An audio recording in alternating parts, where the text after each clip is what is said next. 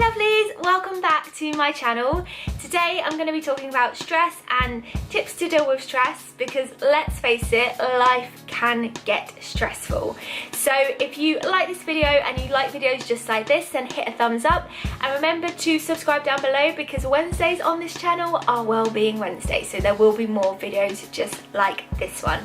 But let's get into stress, what it is and how to help it. Stress can be caused by all kinds of things. It can be your environment, your hormones, just situations, just life. And I feel like it's so important to notice it. Sometimes you can not be feeling good and not notice it's stress. And if you don't know what it is, then you know, it's harder to kind of fix it or help it. So one of the things you may notice when you're stressed is muscle tension. Now muscle tension can happen all over the body. That can be headaches, stomach aches, neck ache, shoulder ache, back ache, leg ache, all everywhere.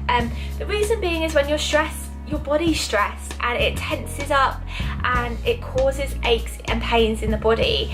And that for me is kind of one of the first kind of symptoms I get when I'm stressed. I'll get a headache. It's my body showing me, Kirstie, you are stressed. And that is a key indicator for me that I need to kind of start paying attention to how I'm feeling.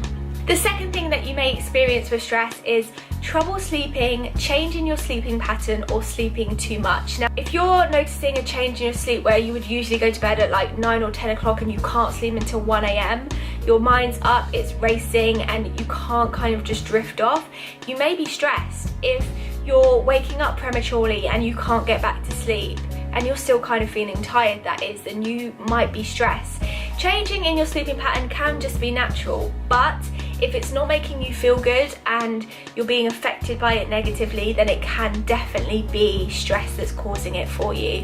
Same with change of eating. So if you notice changes or you're reducing how much you're eating, you're not eating the meals that you would usually have. For example, if you're skipping breakfast when you would usually have breakfast, if you're indulging more, if you're eating more sugary foods, if you're craving things that you know are kind of bad for you but you want them anyway. So loss of appetite and binge eating, they are definitely signs of stress.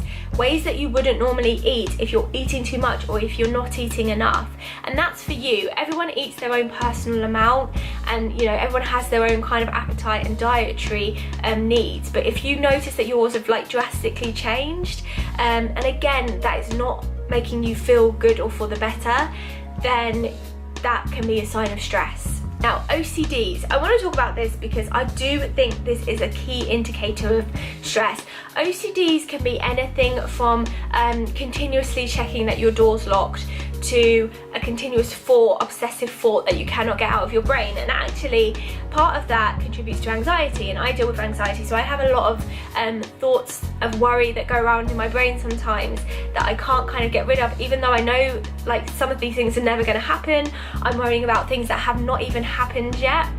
It's the obsessive thought of the worry is what causes more stress in the body. So if you're having to make sure your door's locked, if you've got to do things at a specific time, if you've got to switch the light switch off however many times, if you have got to like have the volumes on specific settings, and these are things that some people do just out of habit, but if you don't do it and it causes you a discomfort and a negative feeling, that could definitely be a sign of stress.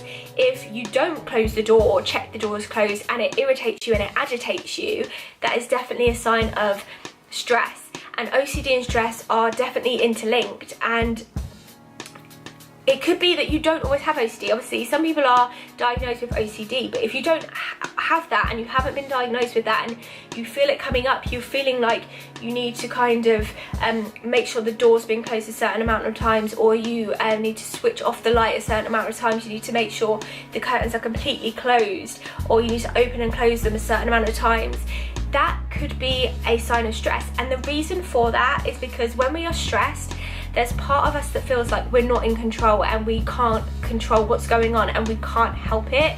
And so by doing these obsessive kind of routines, it makes us feel like we're more in control. So just be aware of that because that can definitely be a sign of stress. Low energy and fatigue. If you are tired, and mainly if you're tired but you tell yourself that you shouldn't be, that can be a sign of stress. If you're tired but you haven't really been doing anything, or you've been sleeping fine and you're still tired, that could be a major sign of stress. You don't have to have been physically active to be stressed or tired. You don't have to have been running marathons or exercising to be tired, because sometimes stress it's emotional, it's in your mind, and it can just drain you and make you feel tired. So they are a few signs of stress. Stress can come in all shapes, forms and sizes, and if you've experienced stress, I would totally appreciate you leaving down below some of your signs and symptoms, because it can help other people signify when they're stressed. There are times when I'm stressed and I think, why do I feel like this? Why do I feel like this? And I have to sit down and think, I'm stressed. Sometimes stress for you will come in different waves, so you can't recognize it. And so it's important to kind of gather all the kind of symptoms and all the kind of signs, so that when it does happen to you, you're aware. I've written down a few tips, things that help me, that I know have helped me when I've been stressed. And again, I would appreciate if you leave your tips down below, because it can help someone else. The tips that I've got are specifically for muscle tension, headaches. Stress can cause you to tense, like I said, so to relieve that, hot baths, long walks, light exercise are perfect for stress relief, like yoga, something that is just going to release a little bit of tension from the body. That's why a short walk is fabulous. That's why a hot bath is great, because the heat releases kind of tension from the body, and it helps you to kind of calm down and soothes the muscle tensity. Talk to someone, tell someone how you feel. Like, a problem shared is really a problem halved, and you don't have to go into it. All you can say is, I'm feeling stressed. At least then it's out of your body, you said it out loud, and someone else knows about it. And if you can't say it to someone else, then write it down. Whatever you need to do to kind of get that emotion out of your body, do it, because like I said, a problem shared, a problem halved, and if it's outside of you, you can start to kind of think of how to deal with it. Spend time with people you love, or doing things you love doing. You all have people in your life that when you spend time around them, you feel high, you feel good, you feel energized, and you feel happy. And they are the kind of people that you want to be around when you're stressed. Now, I know with stress, sometimes you don't want to talk to anyone and you don't want to be around anyone either. But sometimes it really is so good just to do something that will take your mind off it. Go to the cinema with friends, go to dinner with friends. Sit down and just watch a TV show with a family member, play a game, go for a walk with someone else. But spend time with people you love and people who you know love you, so that you feel safe. Doing things that make you feel good will definitely calm down your stress. And in line with doing things that make you feel good, it's good to have a list, because sometimes when you're stressed, you feel like nothing's going to make you feel better. But if you have a list of all the things that make you feel good, that you can go to when you're feeling stressed and say, right, I'm going to do one of these, then that will just help you kind of dig yourself out of that mood. You can also ask yourself why you're stressed. Sometimes we just get stressed and we don't figure out why, and sometimes you need to sit down with yourself and just say, talk to yourself honestly. Why am I stressed? What's going on? What's happened? Am I tired? Do I need more sleep? Do I need time off work? Do I need time to myself? Do I need to spend more time with other people?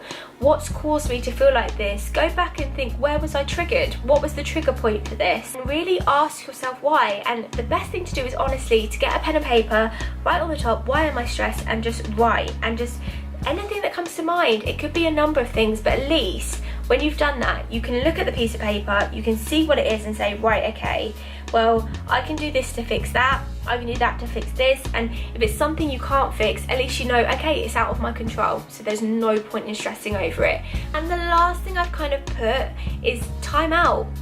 Give yourself time out, give yourself a break, light some candles, read a book, escape, separate, do something to take your mind off the stress, slow down, take yoga, or taking calm moments for yourself to be mindful. Mindfulness is a very, very important, and mindfulness is a key factor in reducing stress. I hope this has helped. I do hope that you'll leave down below your kind of signs and symptoms of stress and also how you deal with it, because like I say, it really will help someone else. If you like this video, please hit a thumbs up, and if you do want to see more videos just like this and to join our lovely community, then remember to subscribe down below, and I will see you next time for another video. Bye!